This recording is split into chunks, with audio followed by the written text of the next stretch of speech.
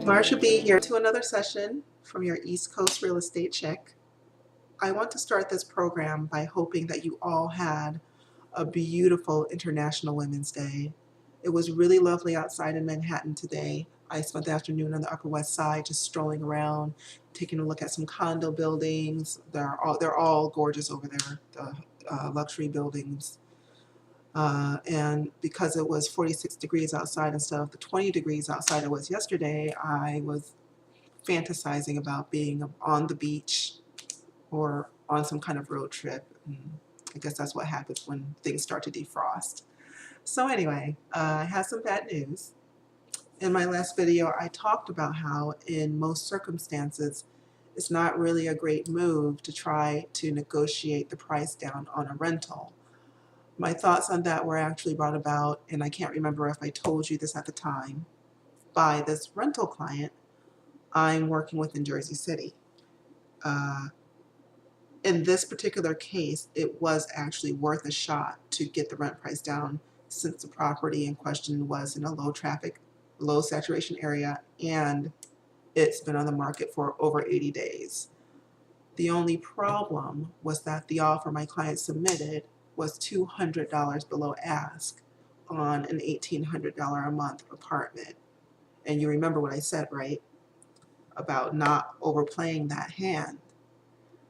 No landlord I have ever encountered has ever agreed to that in this rent range.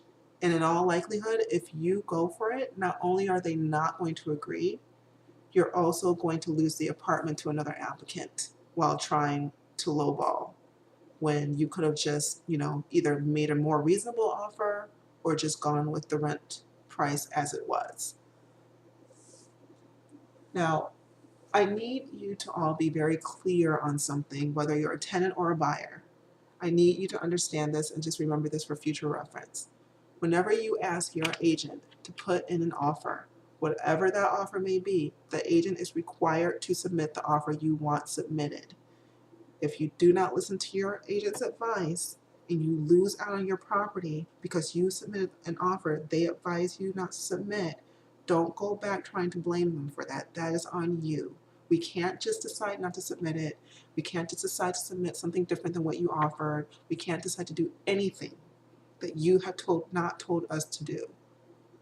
And on the flip side of that, for all you landlords out there and all you sellers out there, do me a favor and please don't shoot the messenger. Your agent on the seller side is also required to present any offer that comes to you. We can't just decide not to tell you about it. We can't just decide, even if we know you're going to balk at it, even if we know you're going to say no, even if we know it's going to make you angry or frustrate you, we must disclose all offers. We are the go-between. We do not make the final decision. You have the ultimate say, not us, not me. And I've had cases where landlords got angry at me for telling them about offers I received that I knew were ridiculous, but I have to submit it, people. I don't have a choice, and neither does any of the other agents out there. This is part of our job. So keep in mind that we must disclose all offers. So anyway, with that rant out of the way, let's go back to my rental client. So they submitted what I considered a lowball offer. I did tell them that there was pretty much slim to no chance the landlord would agree to it. And I also told them that the chances are the landlord would come back with a counter offer that might be $25, $50, even rare cases, $100 below the asking price instead of the $200 they wanted. But that's only sometimes. And sometimes they come back with just a flat out no. And you just either have to take it or leave it. This particular landlord responded, unfortunately for us both, with not only a no, but also with a renting the apartment on their own, taking the listing from their listing agent, who wasn't me by the way, and blocking all further showings. So that kind of sucked. So 83 days on the market later, I finally find this, and this is what happened. People, please believe that it's just as frustrating for your agent when things like this happen as it is for you. It's just as frustrating as your agent cares about you getting what you want, which I always care. So I always take it personally when deals fall through. So I guess I could be irritated or frustrated by this development, or just give up and be angry and call people and start screaming and yelling. It doesn't do any good. The way I operate,